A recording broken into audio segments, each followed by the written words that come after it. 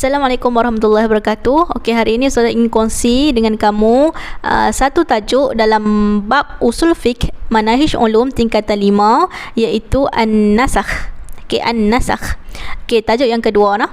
Okey, kita tengok dulu ta'rif an-nasakh. An-nasakh huwa raf'ul hukmi syar'i bidalilin syar'i mutaakhir anhu. Okey, ulang sekali lagi.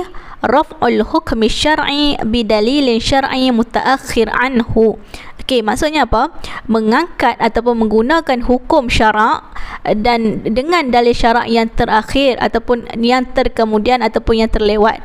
Okey, menggunakan atau mengangkat ataupun menggunakan hukum syarak dengan dalil yang terkini ataupun terkemudian ataupun yang terakhir. Okey, itu adalah nasakh. Okey, apa dia yang dimaksudkan dengan raf'ul hukmi? Huwa intiha istimrar hukm syar'i as-sabit bid-dalil al-mutaqaddam. Okey, maksudnya apa? Berhenti mengekalkan hukum syarak yang telah ditetapkan dahulu dengan dalil yang terkemudian. Jadi stop guna yang dahulu dan guna yang kemudian. Okey, tu raf'ul hukmi. Okey, dalil mutaakhir adalah kita panggil sebagai nasikh. Dalil yang terkemudian ataupun terlewat, terakhir kita panggil nasikh, yang menasahkan. Okey, dalil mutaqaddam kita panggil mansukh, yang dimansuhkan. Dalil yang terdahulu kita mansuhkan. Okey, kamu kena beza nah, nasikh dengan mansukh. Okey, nasikh adalah yang menasahkan, maksudnya dia datang kemudian. Okey, mansukh adalah yang dimansuhkan, yang mana dia datang dahulu. Datang dahulu, al-mutaqaddam. Okey, raf'u bermaksud nasakh. Okey, kemudian kita tengok kepada anwa' an-nasakh. Anwa' an-nasakh terbahagi kepada 4. Jadi cara nak ingat dia, saya buat kat sini formula, iaitu AA, SS, AS dengan SA. Okey, AA, SS, AS dengan SA. Jadi cara ni mudah untuk kamu ingat. Yang mana yang pertama, nasakh Al-Quran bil Quran. Al-Quran dengan Al-Quran. Ayat Al-Quran dengan ayat Al-Quran. Okey, yang kedua, nasakh sunnah bi sunnah. SS, sunnah bis sunnah. Dan yang ketiga, nasakh Al-Quran bis sunnah. Nasakh Al-Quran bis sunnah dengan sunnah. Nasakh, menasahkan ayat Al-Quran dengan sunnah. Dan yang keempat, nasakh sunnah bil Quran. Menasahkan sunnah dengan ayat Al-Quran. Okey, ingat 4 ni. 4 jenis nasakh. AA, SS, AS dengan SA. Senang saja. Okey, kemudian kamu kena ingat dia punya contoh. Seterusnya kita tengok contoh. Okey, yang pertama sekali, nasakh Al-Quran bil Quran. Ayat Al-Quran dengan ayat Al-Quran. Kita tengok dulu hukumnya. Hukumnya jawaz indal mazahib al-arba'ah. Okey, harus di sisi 4 mazhab. Mazhab yang 4 harus, hukumnya harus.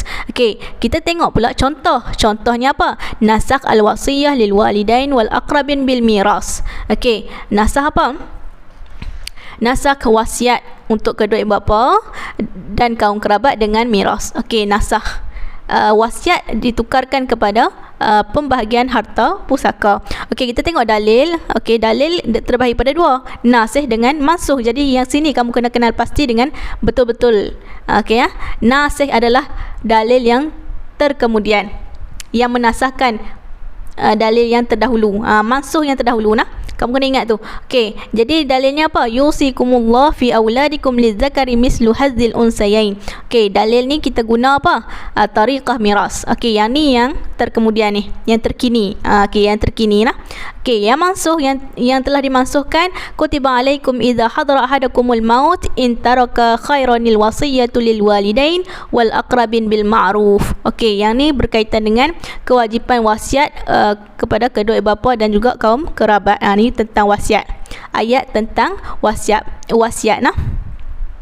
Okey, kemudian kita tengok pula contoh yang seterusnya, iaitu contoh jenis yang kedua, iaitu nasakh sunnah bis sunnah. Sunnah SS, sunnah bis sunnah.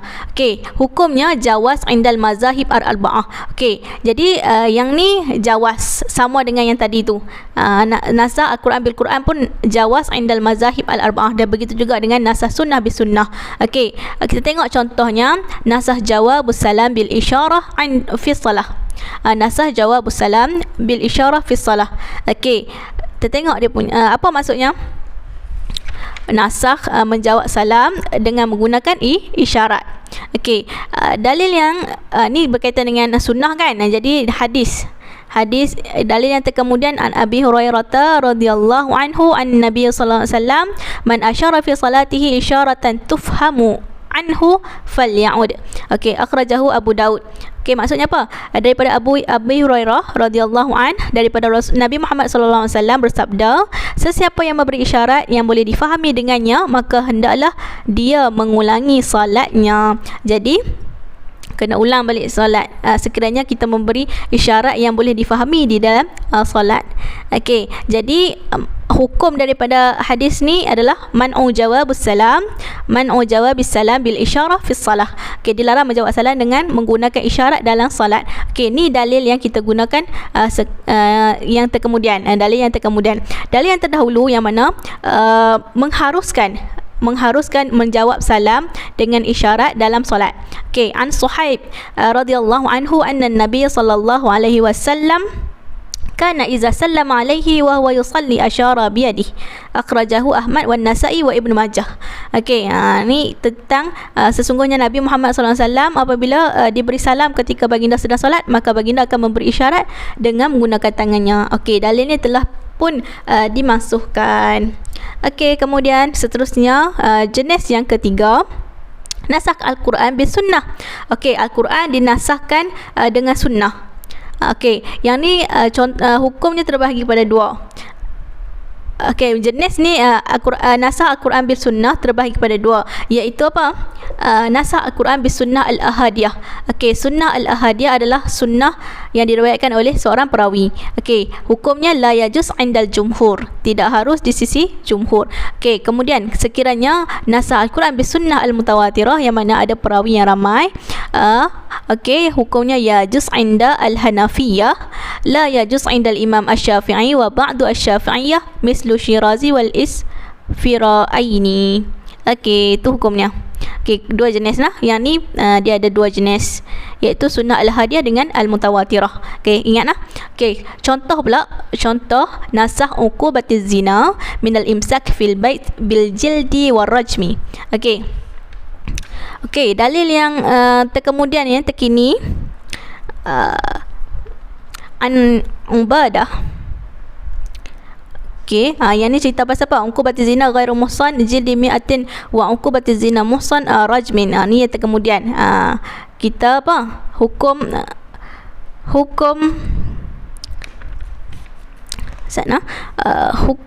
Hukuman penzina yang belum berkahwin dikenakan sebatan 100 kali, adapun penzina yang pernah berkahwin dikenakan rejam. Okey, itu hukum yang terkini, yang mana dalil yang terkemudian. Okey, al-bikru bil bikri jaldu mi'atin wa nafyu sanatin wa saibu bisaibin wa jaldu mi'atin wa rajmu. Okey, riwayat rawahul Muslim. Okey, dalil yang dimasukkan ayat Al-Quran ayat Al-Quran. Sebab apa? Sebab contoh kat sini kan jenis kat sini nasakh Al-Quran kan.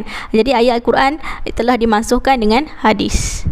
Okey, wallati ya'tina al-fahishah min nisaikum fastashhidu 'alayhinna arba'atan minkum fa in syahidu fa amsikuhunna fil buyuti hatta yatawaffahunna al-maut aw yaj'alallahu lahunna sabila. Okey, dan sesiapa yang melakukan perbuatan keji zina antara perempuan kamu, maka carilah 4 orang lelaki antara kamu yang boleh menjadi saksi terhadap perbuatan mereka. Kemudian jika keterangan-keterangan saksi itu mengesahkan perbuatan tersebut, maka kuranglah mereka, iaitu perempuan yang berzina itu, di dalam rumah. Bukan kurunglah. Cerita pasal kurung. Dulu sekiranya orang berzina kena kurung di dalam rumah sehingga ajal mati sampai. Okey, jadi hukum ini, hukum kurung di dalam rumah ni telah pun dimasukkan dengan sebatan dengan ayat ayat ataupun hadis berkaitan dengan sebatan. Okey nah, ni nasakh Al-Quran bis sunnah. Jadi seterusnya contoh yang jenis yang keempat iaitu nasakh sunnah bil Quran. Okey, hukumnya yajuz indal jumhur wala yajuz inda al-imam asy-Syafi'i. Jumhur yajuz inda jumhur wala yajuz inda al-imam asy-Syafi'i. Okey, apa dalil yang terkemudian tu? Ni cerita pasal apa? Nasakh at-tawajjuh ilal baitil muqaddis bitawajjuh ilal Ka'bah. Okey, dinasahkan menghadap ke arah Baitul Maqdis dengan menghadap ke arah kiblat iaitu Kaabah. Okey, ketika dalam solat.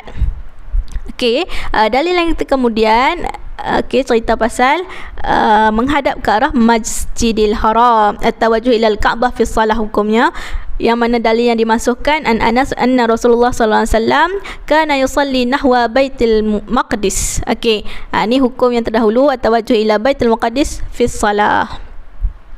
Okey, tu adalah 4 jenis nasakh. Jadi ingat nah, AA, SS, AS dan juga SA.